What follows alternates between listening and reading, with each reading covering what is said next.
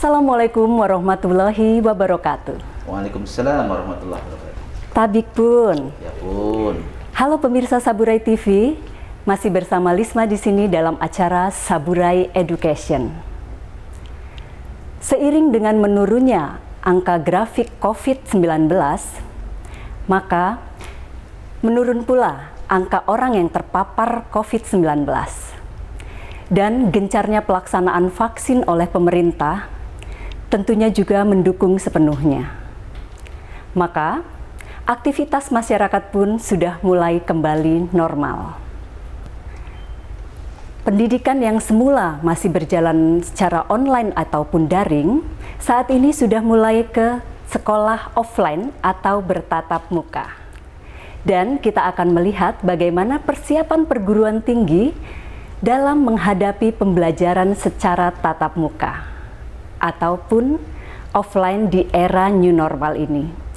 Dan telah hadir bersama kita di sini Dr. Kandidat Insinyur Haji Firmansyah Yunialfi Alfian, MBA MSc. Assalamualaikum Bapak. Waalaikumsalam warahmatullahi wabarakatuh. Apa kabar Mbak Lisma? Alhamdulillah sehat ya? Baik, sehat-sehat juga Pak. Alhamdulillah, Masya Allah. Iya Bapak, kita ingin tahu nih sejarahnya dari kampus Dharma Jaya. Bisa diceritakan sedikit Pak bagaimana sejarahnya kampus Dharma Jaya ini berdiri? Ya, sebelum saya ingin menyapa dulu para pemirsa Saburai TV, ya. Dimanapun berada, Assalamualaikum warahmatullahi wabarakatuh. Waalaikumsalam warahmatullahi Salam wabarakatuh. sejahtera, salam sehat, salam keberkahan. Terima kasih banyak ini Mbak Lisma sudah diberikan kesempatan. Iya Pak. Silaturahim, udah lama juga kita nggak jumpa ya. Iya betul sekali. Mudah-mudahan juga kami doakan kondisi Mbak Lisma dan segenap kru Saburai TV ini dalam keadaan sehat. Amin. Dan tercurah kebaikan keberkahan dari Allah. Amin. Karena itu yang kita butuhkan. Iya betul sekali. Segala sesuatu jika dimudahkan, diberikan keberkahan, kebaikan, maka pun juga nanti akan banyak sekali hal-hal yang positif yang akan bisa kita dapatkan selama kehidupan kita. Ya, betul. Dan tadi kita juga bersyukur bahwasannya Allah Subhanahu Wa Taala saat ini sudah mulai memberikan keberkahannya. Terbukti bahwa COVID-19 lambat laun sudah mulai mereda ya. Sekarang di angka kurang lebih 3.000-an secara nasional dan angka kematian pun juga sudah sangat banyak menurun. Kita sama-sama turut prihatin dan memberikan rasa belasungkawa kepada para syahid dan syahidah. Karena orang yang meninggal dunia asbab dari COVID ini adalah orang yang dikatakan syahid. Syahid, betul. Gitu. Karena asbab wabah meninggal syahid dan insya Allah pun juga akan langsung masuk surga. Dan kita berharap bahwa keluarga yang ditinggalkan bisa diberikan kesabaran, keikhlasan, dan menjadikan sebagai itibar buat kita bahwa kita ini bukan apa-apa, betul nggak ya? Betul sekali.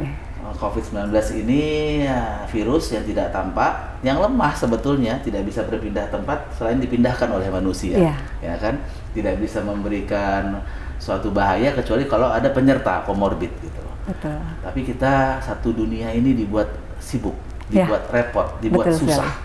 Banyak yang akhirnya kehilangan pekerjaan, yang nggak bisa kuliah, nggak bisa sekolah, nggak bisa kemana-mana, hanya asbab sesuatu yang tidak terlihat. Betul. Sehingga membuat kita pun juga sebagai manusia meyakini bahwa kita ini bukan apa-apa, kita ini tidak bisa apa-apa, kita ini tidak mampu apa-apa kecuali dibisakan Allah, dimampukan oleh Allah Subhanahu Wa Taala. Itu. Jadi mungkin itu hikmah yang mengawali dari pembicaraan kita. Dan terkait dengan tadi berbicara soal sejarah Dharma Jaya. Jadi kampus ini didirikan atas mimpi almarhum dan almarhumah orang tua kami, yaitu almarhum Pak Haji Alfian Husin, yang beliau adalah orang Lampung asli, orang Bubian, orang Kedaton sini, kampungnya. Kemudian almarhumah ibunda kami Hajah Yunidar Karim Alfian. Beliau juga adalah orang Padang yang pada saat menikah kemudian pun juga mengabdikan dirinya ikut suami kemanapun suami pergi. Jadi pada saat beliau berdua pensiun, berpikir apa ya yang mau dilakukan untuk kampung halaman. Akhirnya setelah mereka bermusyawarah, sepakatlah yuk kita pulang ke Lampung aja. Ke Lampung tempat kampung halamannya bapak saya. Jadi pada saat itu juga berpikir apa kira-kira ya yang perlu dilakukan.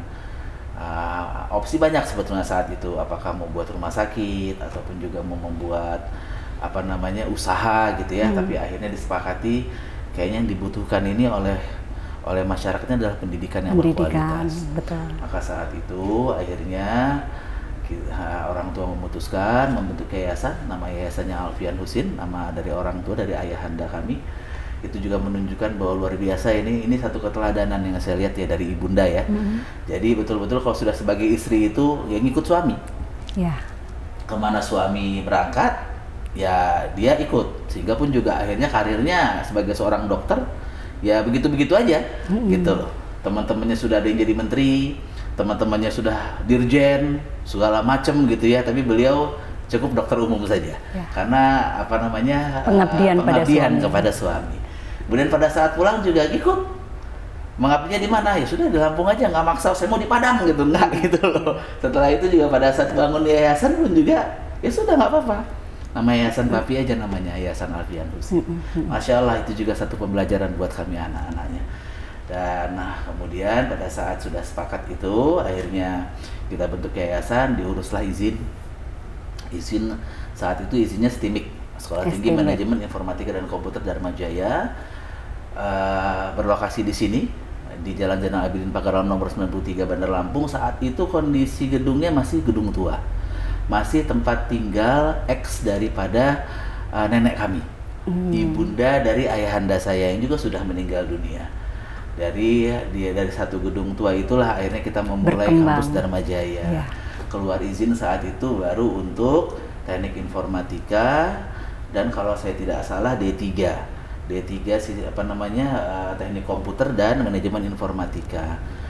Setelah itu juga kita mengurus D1 dan jumlah mahasiswa kita saat itu Mbak, alhamdulillah dikasih 64 jumlah mahasiswanya. Di awal itu ya Pak ya. S1, D3, diploma 1, kemudian pun juga yang program pagi dan program malam. Tapi itu pun juga kami sudah bersyukur karena pada saat itu juga saya masih ingat betul pesan dari almarhum Papi Alfian Husin, pokoknya kalau hanya ada satu pun juga mahasiswa tetap jalan kita. Itu menunjukkan komitmen beliau bahwa apapun yang terjadi, rencana yang baik jangan ditunda-tunda. Maju terus ya. Dan itu tadi alhamdulillah terus berkembang. Di tahun kedua kepercayaan masyarakat meningkat, kita dapat mahasiswa 125 orang. Kemudian di tahun ketiga kita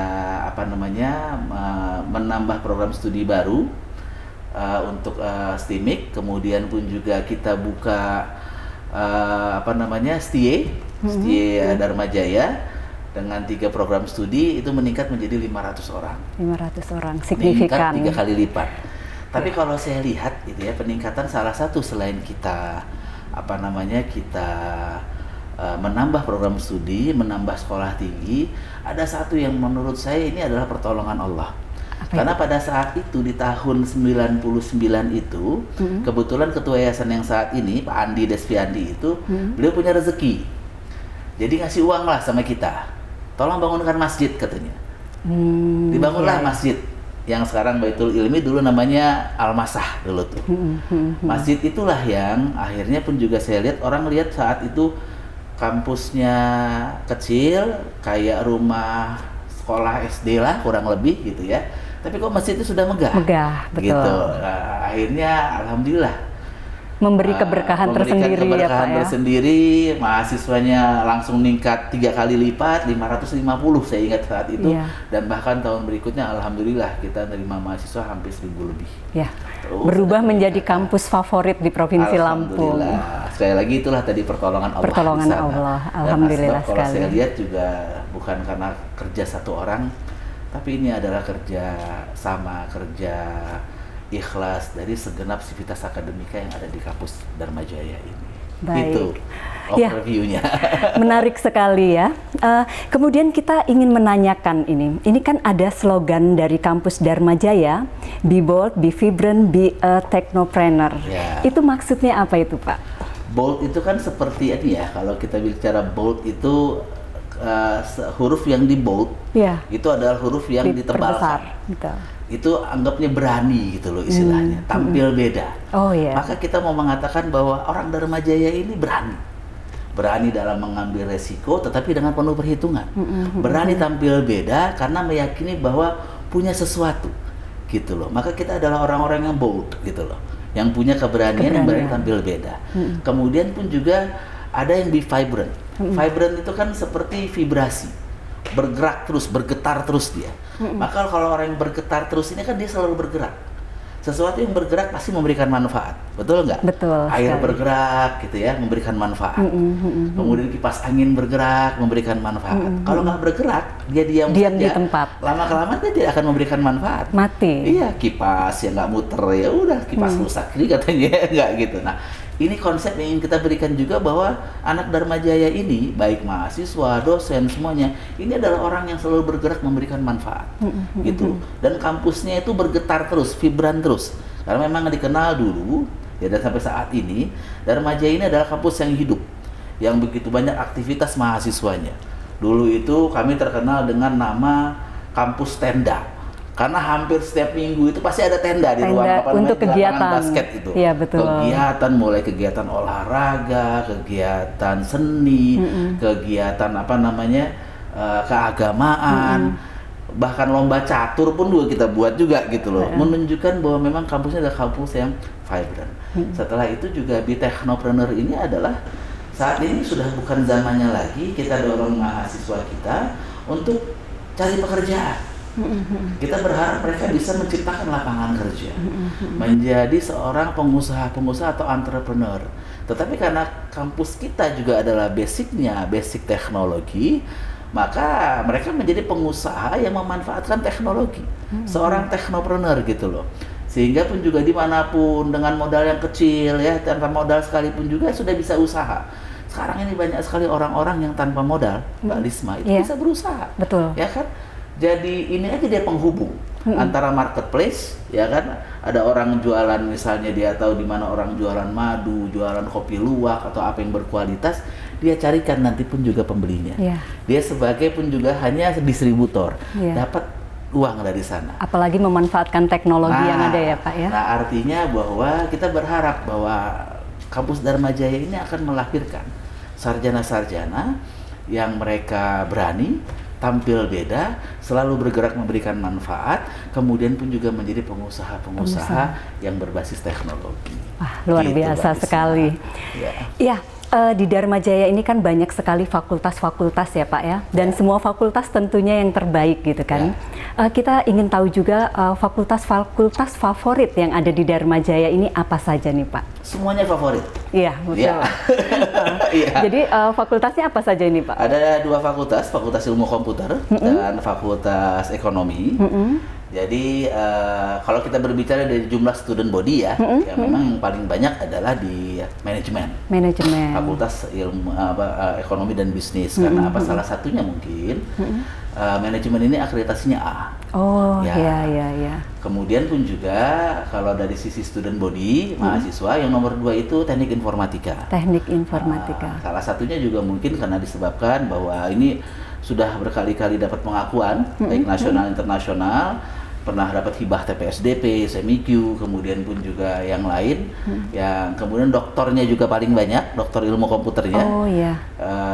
Tapi yang baru-baru pun juga sudah menunjukkan kiprahnya. Kami punya 2 program studi baru yang kekinian seperti desain komunikasi visual, kemudian pun juga bisnis digital, itu pun juga peminatnya lumayan banyak. Ya, karena memang perkembangan digital makin pesat ya Pak ya. Ya, betul. Seperti itu. Jadi memang fakultas-fakultas baru yang menuju ke era digital itu yang ditingkatkan. Intinya semuanya juga. Favorit. Semuanya favorit.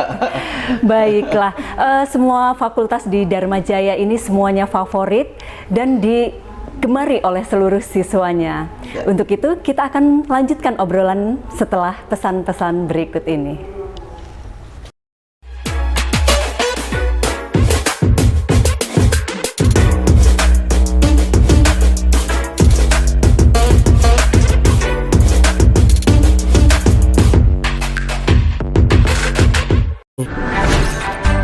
Halo semuanya, aku Modi, maskot TV Digital Indonesia. Aku akan membantu semua orang menuju migrasi TV digital. Di mana? di siarandigital.id dan call center 159. Ayo semuanya, dukung migrasi TV digital. Bersih gambarnya, jernih suaranya, dan canggih teknologinya. Halo semuanya, aku Modi, maskot TV Digital Indonesia. Aku akan membantu semua orang menuju migrasi TV digital. Di mana? Di siarandigital.id dan call center 159.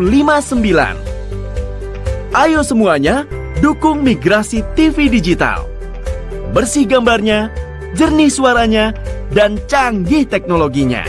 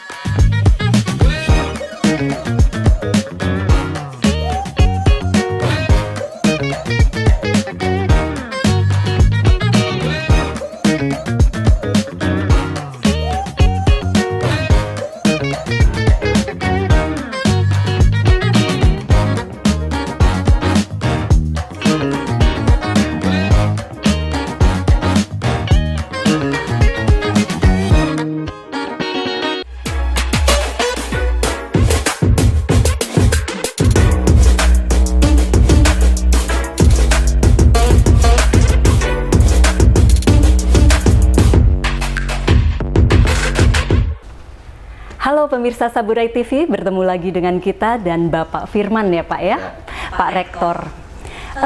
Kita akan menuju ke pertanyaan berikutnya nih Pak. Dalam menyambut era new normal ini, persiapan kampus Dharma Jaya sendiri ini seperti apa Pak? Ya, baik. Jadi COVID ini yang pasti membuat kita pun juga harus bergerak cepat. Ya. Harus menyesuaikan diri. Jadi kami juga bersyukur bahwa pada saat sebelum COVID ini melanda, kami sudah terbiasa dengan menggunakan yang namanya learning management system, yaitu pembelajaran melalui media. Kami sudah lakukan itu sehingga pada saat pun juga terjadi COVID, mahasiswa tidak diizinkan untuk pun juga kuliah tatap muka, kita bersyukur kita sudah siap. Sehingga pun juga pembelajaran daring itu berjalan dengan normal, alhamdulillah. Artinya LMS kita berjalan, kemudian pun juga dosen dan mahasiswa walaupun juga memang di awal-awal itu butuh yang namanya penyesuaian, karena dosen ini kan juga banyak yang ya mohon maaf yang sudah berusia, yang terkadang kurang comfort dengan teknologi, sehingga pun juga kita ya lakukan pendampingan, meyakinkan bahwa mereka bisa mempergunakan teknologi sebaik mungkin, dan alhamdulillah semuanya sudah bisa berjalan dengan baik. Dan selama hampir 3 semester kita lakukan pembelajaran dengan daring. Sebetulnya di awal semester genap kemarin kami sudah mencoba untuk belajar melakukan hybrid learning namanya. Jadi campuran, setengah daring, setengah luring. Oh iya. Jadi 50% masuk kelas, kemudian 50%-nya lagi mereka ikut dengan daring. Sehingga dosen itu dia fokusnya 2. Mengajar kepada mahasiswa yang ada di kelas, kemudian pun juga ada laptop ataupun HP yang dia pun juga harus berkomunikasi juga di situ. Awalnya pun juga memang ya butuh effort ya. Karena tadi kalau mengajar daring saja fokusnya hanya satu, atau mengajar luring saja fokusnya hanya satu, ini daring dan luring, sehingga fokusnya pun juga dia harus bisa memanage kelasnya dengan baik. Dan itu kita lakukan bergantian. Jadi misalnya contoh begini, yang nomor NPM-nya genap, maka di minggu-minggu genap dia masuk. Yang nomor NPM-nya ganjil, di minggu-minggu ganjil dia masuk gitu loh. Nah, dengan cara seperti itu. Dan itu pun juga tidak kita wajibkan. Artinya masih opsional. Anak-anak mahasiswa kita silakan kalau misalnya pun juga mereka pengen daring terus, ya silakan saja. Tapi kita memberikan opsi mereka bisa tatap muka. Tapi ya dilalahnya baru jalan kurang lebih 3 minggu atau 4 minggu keluar lagi keputusan PPKM, level darurat sudah. Akhirnya kita kembali lagi ke posisi daring. Tapi intinya adalah bahwa kami sudah sangat siap untuk melaksanakan pembelajaran tatap muka. Dan dari hasil keputusan rapat pimpinan, kemudian kami pun juga diskusi dengan L2 Dikti, dan kami juga sudah terima ada surat edaran dari kementerian yang mengatakan bahwa silakan lakukan pembelajaran tatap muka. Tapi ada beberapa persyaratan, Mbak, memang yang harus dilakukan. Yang pertama adalah dosen dan tenaga kependidikan semua harus vaksinasi. Ya. Sehingga ini yang pun juga alhamdulillah sudah 80-90% tenaga-tenaga kita, dosen dan tenaga kependidikan itu sudah vaksin. Tapi yang belum saya minta untuk pun juga melengkapi vaksinnya. Kalaupun memang mereka tidak bisa divaksin, maka harus ada alasan yang logis di sana. Apakah punya komorbid, tidak bisa divaksin atau apa, sehingga pun juga kami masih bisa mengambil opsi itu. Opsi lain. Dan mahasiswa juga itu pun juga diwajibkan untuk divaksin. Gitu loh. Dan untuk mahasiswa malah ada tambahan lagi, selain sudah divaksin, itu harus ada persetujuan dari orang tua. Oh iya. Gitu. Jadi di saat orang tua misalnya pun juga tidak menyetujui anaknya divaksin, anak-anaknya untuk kuliah tatap muka, maka dia boleh untuk melakukan pembelajaran daring. Walaupun juga kami di kampus juga meminta agar orang tua yang tidak mengizinkan anak-anaknya untuk melaksanakan pembelajaran luring, dia pun harus buat surat pernyataan. Jadi yang mengizinkan buat surat, yang tidak mengizinkan buat surat juga. Dengan alasan dan argumentasinya apa. Dan yang tidak mengizinkan kami pun juga akan sampaikan bahwa ya harus bisa memahami kalau terus-terusan daring memang konsekuensinya kalau si anak ini dia punya inisiatif yang luar biasa baik, maka tidak akan jadi masalah.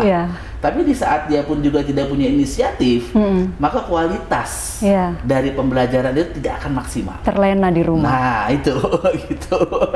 Gitu loh, Mbak. Iya, baik. Bapak, kendala-kendala sekolah daring tadi, pembelajaran secara daring sudah dipaparkan ya. Ada kekhawatiran tersendiri tidak, Pak, ketika nanti pembelajaran tatap muka dimulai, apakah akan menimbulkan zona baru gitu? Ada kekhawatiran sendiri tidak, Pak, dari pihak kampus, Pak? Kekhawatiran pasti ada, tapi bagaimana kita pun juga mensikapi kekhawatiran tadi dengan berdisiplin menjalankan protokol kesehatan. Maka itu pada saat pun juga masuk, kita sudah pun juga wanti-wanti, tolong di screening mana yang tensinya atau suhu tubuhnya tinggi, jangan diizinkan masuk. Masuk pakai masker. Tempat cuci tangan kita siapkan. Kemudian pun juga jumlah kapasitas itu maksimal 50%. Setelah itu kita siapkan juga kalau seandainya memang nanti ada situasi yang memang pun juga membutuhkan medis, maka kita siapkan juga hal tersebut. Medisnya juga disiapkan ya Pak ya? Tapi intinya adalah tidak akan terjadi klaster kalau seandainya kita ketat melaksanakan protokol kesehatan. Terkadang kita ini suka lalai, ya kan? Gitu. Dan pada saat kita lalai itulah, ya disitulah pun juga akhirnya ujian Allah datang kepada kita. Intinya itu. Ya, intinya melakukan protokol kesehatan yang ketat dan disiplin. Dan disiplin. Dan kita sendiri sudah siap melakukan pembelajaran secara tatap muka ya Pak ya. Baiklah. Kita akan lanjutkan obrolan ini setelah pesan-pesan berikut ini.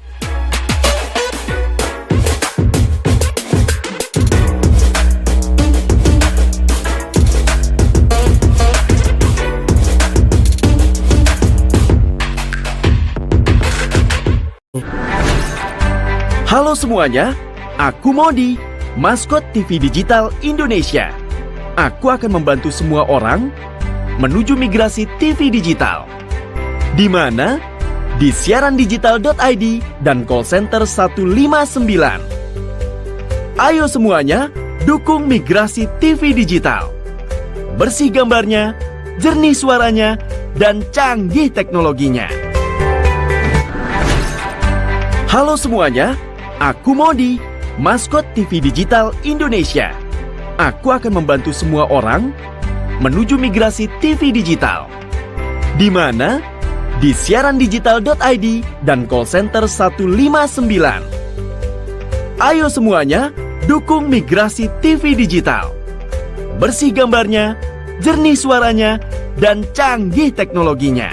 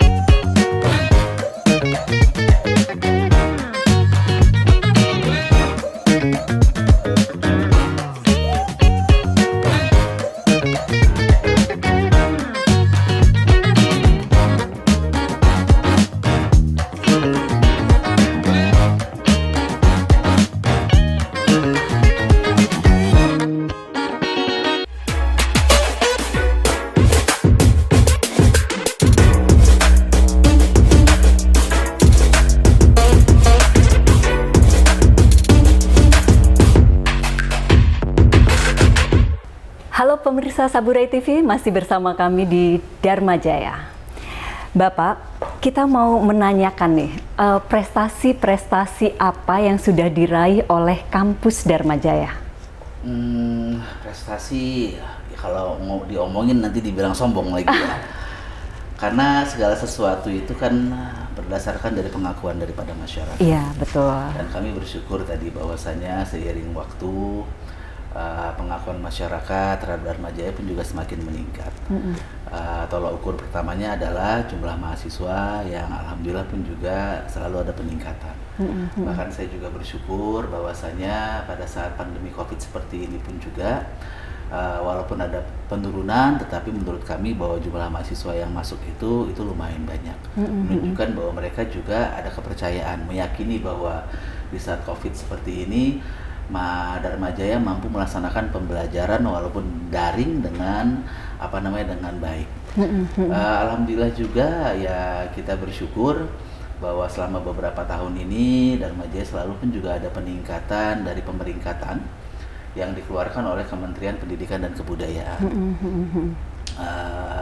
Tahun lalu kami ada di posisi 125 dari kurang lebih 4.000 perguruan tinggi swasta dan negeri di Indonesia. Jadi kalau sudah di angka 100 itu artinya pun juga masuk klaster 25%, 2,5%. Ya kan dari 4.000-an.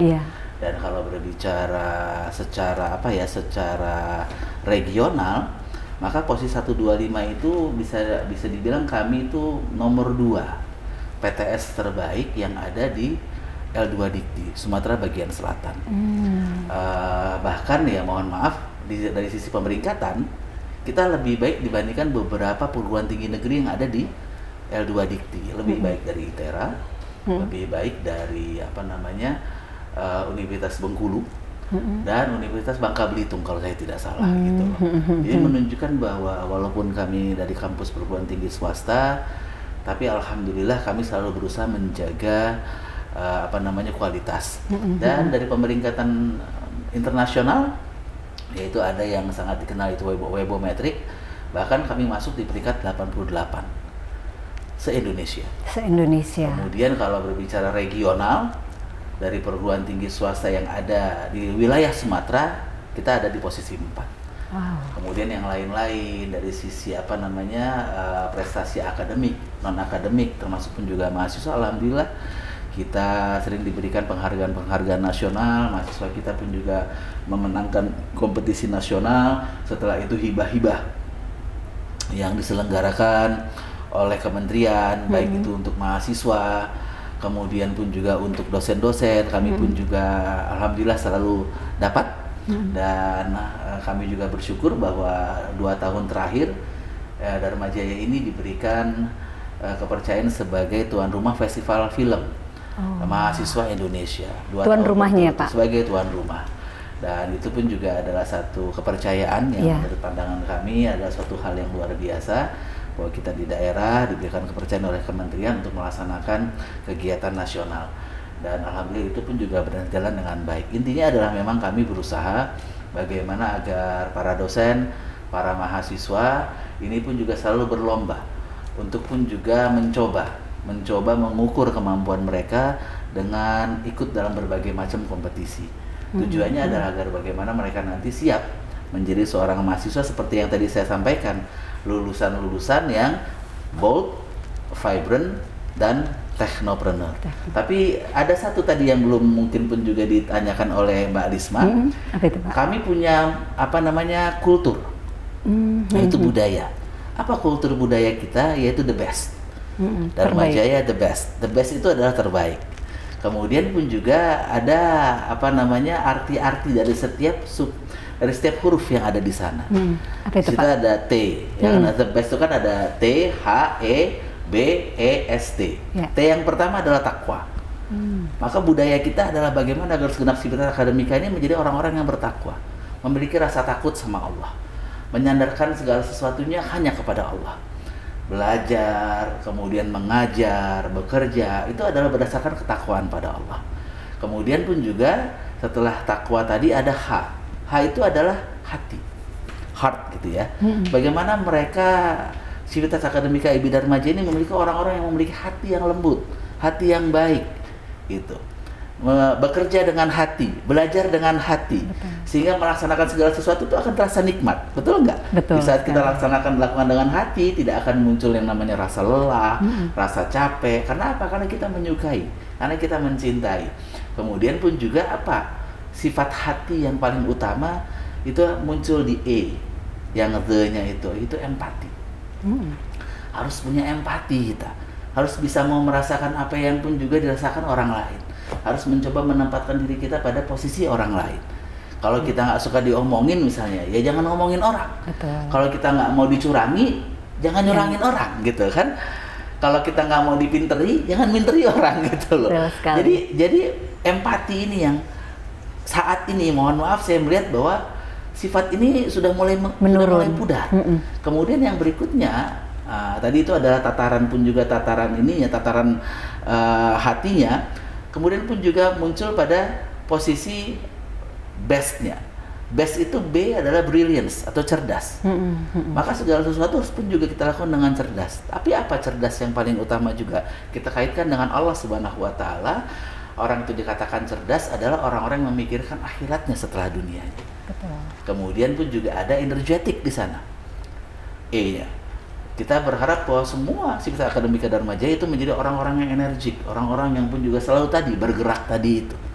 Semangat. Setelah itu ada yang paling penting juga adalah bagaimana mampu sinergi kita. Ya, bisa bekerja sama satu dengan yang lain, bekerja dalam tim, dan yang paling penting lagi adalah T-nya, yaitu trustworthy atau amanah. Sehingga kita bisa amanah terhadap apapun yang dilakukan. Anak-anak mahasiswa amanah terhadap status mahasiswanya, belajar yang baik. Dosen-dosen amanah kepada titipan orang tua, mengajar yang baik, sungguh-sungguh. Termasuk saya pun juga sebagai pimpinan harus bisa amanah gitu loh. Ya. Jadi itulah the best itu gitu loh. Ya, alhamdulillah sekali ya Pak ya. Kemudian kita juga mau menanyakan program-program apa saja yang dimiliki kampus Dharma Jaya untuk membantu meningkatkan kualitas pendidikan di Provinsi Lampung ini, Pak. Alhamdulillah kita saat ini kita sedang membantu pemerintah provinsi untuk mewujudkan Smart Village. Apa itu, Pak? Desa pintar. Oh ya. Jadi sudah beberapa kali mungkin melihat bahwa Pak Gubernur di Hanura, terakhir kemarin di Wates gitu ya, melakukan launching desa pintar. Alhamdulillah tim yang masuk dalam dalam mewujudkan desa pintar itu adalah tim Dharma Jaya.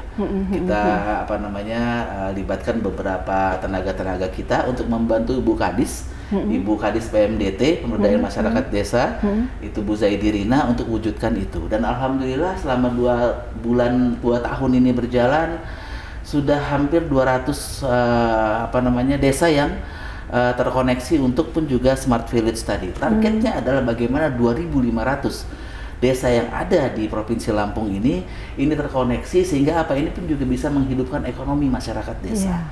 Dan ini adalah salah satu bentuk pengabdian masyarakat kita kepada orang Lampung. Kami pun juga saat ini sedang mencoba untuk bersinergi dengan Dinas Pendidikan. Kita ingin wujudkan lagi Smart School.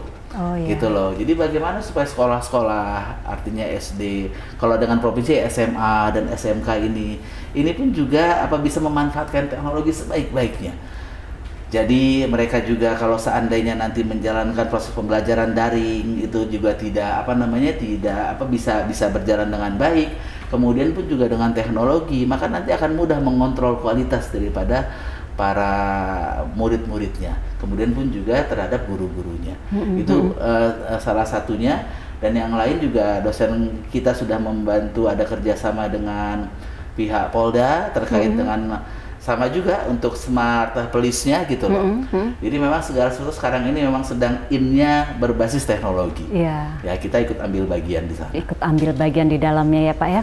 Yang penting ikut mencerdaskan masyarakat Lampung wajib. ya Pak, wajib sekali. Jadi sebagai perguruan tinggi nggak boleh jadi menara gading.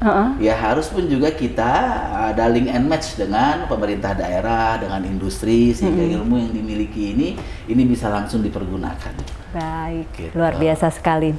Kemudian ini pertanyaan terakhir Pak. Apakah ada pesan-pesan nih buat adik-adik yang sedang berkuliah atau calon mahasiswa yang akan masuk ke Dharma Jaya sendiri Pak?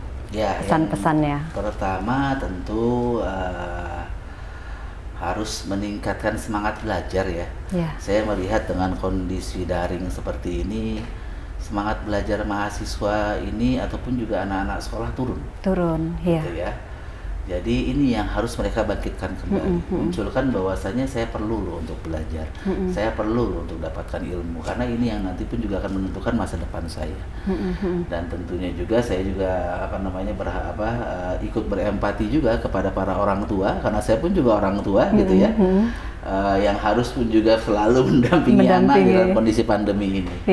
Dan tentunya kepada para mahasiswa di Dharma Jaya, ya saya berpesan bahwa dimanapun kita bisa belajar, tetapi di saat ini nanti ada kesempatan kita bisa melaksanakan pembelajaran tatap muka, maka tentu kita berharap mereka bisa disiplin untuk pun juga menjaga protokol kesehatan, karena kalau sampai terjadi ada satu orang yang terpapar, maka kita pun harus mengistirahatkan kembali kondisi kampus kita kembali ke pembelajaran daring. Dan setelah itu juga ya tentunya kepada para calon mahasiswa, kepada siswa-siswa SMA ataupun lulusan SMA yang belum memutuskan ingin kuliah di mana, pesan saya ya diteliti dengan baik, dicari mana kampus yang sudah siap dengan pembelajaran dengan hybrid learning, dicari tahu kualitasnya bagaimana, komitmennya terhadap pendidikan seperti apa. Dan kami juga bisa menyampaikan bahwa dalam kondisi COVID ini kami pun juga ikut berempati. Jadi Yayasan Alfian Husin kami meluncing bahwa untuk mahasiswa-mahasiswa yang memang tidak punya kemampuan atau terkendala masalah pembiayaan, itu kita siapkan beasiswa. Kemarin kita sudah siapkan kurang lebih 50 beasiswa yang betul-betul gratis. Dan saat ini kita juga sudah buka sampai akhir bulan ini untuk mahasiswa yang memang ingin kuliah tapi nggak mampu, kita bisa berikan beasiswa sebesar 50% sampai tamat. Wah, luar gitu biasa sekali. Ini sebetulnya pun juga tujuannya agar bagaimana dalam kondisi COVID ini tidak ada orang yang kesulitan untuk kuliah. Dan ini yang bisa kita lakukan kampus Dharma Jaya untuk ikut berkontribusi agar anak-anak kita yang memang ingin melanjutkan pendidikan ini bisa kuliah tanpa terkendala masalah biaya. Iya. Jadi solusi terbaik buat anak-anak yang sedang terkendala ya Pak ya. Betul. Baiklah, pemirsa Saburai TV, demikian obrolan kita bersama Rektor Dharma Jaya, dan tentunya kampus Dharma Jaya sendiri siap menghadapi era new normal untuk pembelajaran tatap muka. Mengucapkan terima kasih, sampai jumpa di Saburai Education berikutnya. Assalamualaikum warahmatullahi wabarakatuh. Waalaikumsalam.